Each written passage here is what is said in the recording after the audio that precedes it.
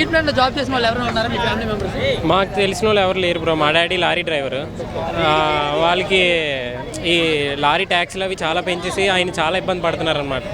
ఈ 5 సంవత్సరాలు చాలా ఇబ్బంది పడ్డారు ఈ ట్యాక్సీలు పెంచడం వల్ల. దీనివల్ల బయటికి చెప్పుకోలేరేమో కానీ ప్రభుత్వం మారితే వాళ్ళకి కూడా ప్రజల జీవితం మారుతుందని ఆ చిన్న ఆశతో ఆయన ముందైతే టీడీపీలో ఉండేవారు, తర్వాత జనసేనకు వచ్చారు. గాజువాక వాసిగా అంటే ఇక్కడ గాజువాక కుర్రాడుగా చెప్తావో లేకపోతే స్టూడెంట్గా మాట్లాడతావో జస్ట్ ఒక క్వశ్చన్, స్టీల్ ప్లాంట్ ప్రైవేట్ పరం అయిపోయినా పర్వాలేదా, గవర్నమెంట్లోనే ఉండాలి? గవర్నమెంట్లోనే ఉండాలి భయ్య. ఎందుకు దాని బెనిఫిట్ ఏంటి చాలా మందికి అర్థం కావట్లేదు. నేనేమనుకుంటున్నానంటే అందరూ అనుకోవడం అయితే ఏంటిది గవర్నమెంట్ అయితే బెటర్, అదే గవర్నమెంట్లోనే ఉంటే బెటర్ అనుకున్నాను. కానీ నేను అనుకోవడం ఏంటంటే ప్రైవేట్లో ఉంటే కొంచెం బెనిఫిట్స్ కూడా వస్తాయి. అదే ఎందుకు అనుకుంటే ఇప్పుడు గవర్నమెంట్లో అనుకోండి వాళ్ళకి బాధ్యత తెలియదు, వర్క్ జరగదు, వాళ్ళు వచ్చి టైమింగ్స్ 10, 11 వచ్చినా సరే ఎవరు అడిగే వాళ్ళు ఉండరు. అదే ప్రైవేట్ అయింది అనుకో, ఇప్పుడు ఒక ప్రైవేట్ కంపెనీలో చేసినప్పుడు వాళ్ళు టైమింగ్స్ ఫాలో అవుతారు, వర్క్ పెరుగుతుంది, ఎఫిషియన్సీ పెరిగి ఇంకా మనకి ప్రొడక్షన్ ఎక్కువ అవుతుంది. ఆ విధంగా కూడా పాజిటివ్ ఉన్నది. కానీ మరి ఇప్పుడు సడన్గా ఉన్న గవర్నమెంట్ ఎంప్లాయీస్ సడన్గా ప్రైవేట్గా మారిపోతే వాళ్ళ కుటుంబాలన్నీ రోడ్డు మీద వచ్చేసినట్టే కదా.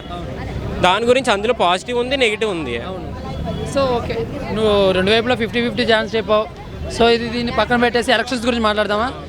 టీడీపీ జనసేన ఒక్కటయ్యి నిన్న అది చూశానన్న, నిన్న మీటింగ్ అంతా చూశాను.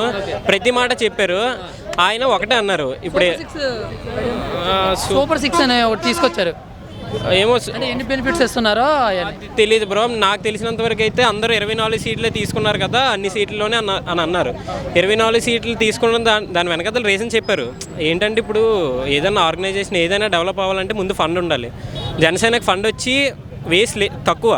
ఆ ఫండ్ వచ్చి తక్కువ ఉన్నప్పుడు తక్కువ సీట్లు తీసుకొని ఆ తక్కువ సీట్లలో గెలిపించుకోవాలని తన ఆశ. ఇప్పుడు నాకు సీట్ ఇవ్వలేదని నేను బాధపడుతున్న వాళ్ళు ఉన్నారు కదా, నాకు సీట్ ఇవ్వలేదు, నేను ఇంకా ఆ పార్టీలో నేను ఎందుకు ఉండాలి అని బయటకు వచ్చేస్తున్న వాళ్ళు ఉన్నారు కదా చాలామంది. వాళ్ళకి ఏమని చెప్తావు? ఇంకొంచెం టైం వెయిట్ చేయండి అంటావా, లేకపోతే మీకంటే ఎంత ఉన్నా కూడా ప్రాధాన్యత ఉండదు అంటావా?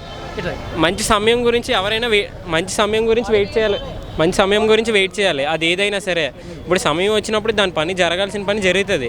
ఇప్పుడు లాస్ట్ టైం గెలలేని వాళ్ళు ఈసారి గెలవచ్చు, ఈసారి సీట్ ఇచ్చిన వాళ్ళు నెక్స్ట్ టైం ఇవ్వకపోవచ్చు. సీట్లు మారుతూ ఉంటాయి. క్యాండిడేట్ని ఎలా నించో పెడతారంటే వాళ్ళకున్న అనుభవం ప్రకారం, వాళ్ళకున్న నాలెడ్జ్ ప్రకారం, వాళ్ళకున్న ఫాలోయింగ్ ప్రకారం సీట్లు మార్చుతూ ఉంటారు. దాని గురించి అని సపోర్ట్ చేయకుండా ఉండరు, వాళ్ళు సపోర్ట్ చేస్తూ ఉంటారు. మనం కూడా మనకి ఏ క్యాండిడేట్ అయితే మనకి వస్తే ఫ్యూచర్ బెనిఫిట్ అవుతుందో.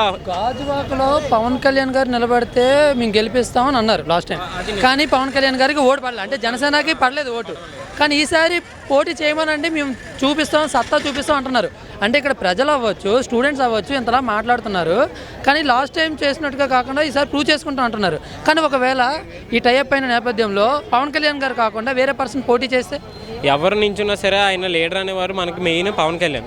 ఆయన కింద ఉన్న వాళ్ళు కూడా ఆయన సిద్ధాంతాలు ఫాలో అవుతారు. ఆయన సిద్ధాంతాలు ఫాలో అయిన ఎవరైనా సరే ఆయనలానే అవ్వాలని అనుకుంటారు. కాబట్టి మనం ఆయన ఉద్దేశం ఉంచుకొని వీళ్ళు గెలిపిస్తేనే ఆయన అక్కడికి వెళ్ళడానికి అవుతుంది. ఈయన ఇక్కడ ఓడిపోతే ఆయన గెలిచిన ఉపయోగం ఉండదు కదా. ఆయన నించున్న 24 సీట్లు గెలిస్తేనే ఆయన మనం గెలిపించినట్టు అవుతుంది.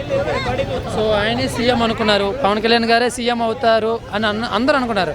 కానీ ఒకటైన టీడీపీ జనసేన ఒకటైన నేపథ్యంలో సో ఆయన సీఎం అనేది ఒక క్వశ్చన్ మార్క్ మిగిలిపోతుంది. ఇప్పుడు మనకి సీఎంతో పని లేదు భయ్య. మనకి ఏంటంటే మన రాష్ట్రం డెవలప్ అవ్వాలి. ఇప్పుడు మనకి కాలేజ్ ప్రిన్సిపల్ ఎవడనేది మనకి ముఖ్యం కాదు, మన క్లాస్ టీచర్ ఎవడనేది మనకు ముఖ్యం. ఇప్పుడు మన నియోజకవర్గంలో మన ఎమ్మెల్యే ఎవడనేది మనకు ముఖ్యం.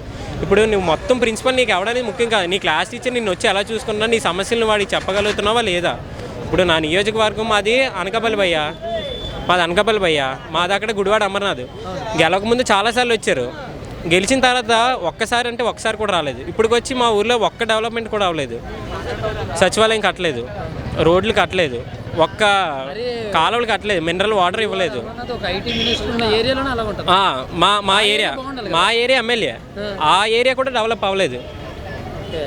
మరి ఐటీ మినిస్టర్ కంపెనీలు తీసుకొచ్చానన్నారు కదా, పెడుతున్నాయి, గుడ్లు పెడుతున్నాయి, అవుతాయి. అంటే అలా కాదు, ఇప్పుడు స్టూడెంట్స్కి సరైన జాబ్లు ఇవ్వాలనే కదా వాళ్ళు. అదే బ్రో, వాళ్ళు ఏం చేస్తున్నారు మాకైతే తెలియట్లేదు. కానీ మా వరకు అయితే ఇప్పటికొచ్చి ఒక్క కంపెనీ కూడా వచ్చినట్టయితే మాకు తెలియదు. ఇప్పుడు ఉన్న కంపెనీలు పోయాయని ప్రతిపక్షాలు కొన్ని అంటున్నాయి. రూలింగ్లో ఉన్నప్పుడు వాళ్ళ దగ్గర ఫండ్స్ ఉంటాయి కాబట్టి కంపెనీని వాళ్ళ మీద ఇన్వెస్ట్ చేయాలంటే వాళ్ళ మీద నమ్మకం ఉండాలి. వాళ్ళ మీద నమ్మకం లేనప్పుడు కంపెనీస్ వచ్చి ఎలా ఇన్వెస్ట్ చేస్తాయి? ముందు వాళ్ళకి నమ్మకం ఉంటేనే కదా కంపెనీస్ వస్తాయి. Why not 175? దానికి నువ్వేం చెప్తావు? 175 వస్తాయంటవా వైసీపీకి? ఎందుకంటే మరోసారి అవకాశం ఇవ్వండి అని అంటున్నాడు. బెనిఫిట్స్ మీకు వస్తేనే నాకు ఓటేయండి అంటున్నాడే. సమస్య లేదు బ్రో, అది గెలుస్తుందని అయితే మాత్రం మేమైతే ఎవరు అనుకోవట్లేదు. ఎవరో మూర్ఖులు ఉంటారు కదా, వాళ్ళని ఇంకా మార్చలేము. ఇంకా కోడి బ్రెయిన్ అంటారు చూడండి, వాళ్ళే ఓట్లు వేసుకొని గెలిపించుకుంటారు. బట్ సింహం లాంటి జగనే మళ్ళీ వస్తాడనే వాళ్ళు ఉన్నారు కదా. సింహం, కుక్క అవన్నీ ఎందుకు భయ్యా? ఆడు మనిషే, మనం మనిషే. ఆడు వెనకాల ఫాలోయింగ్ ఉంది అంతే. దానికంతా ఆడు సింహం అయిపోవడం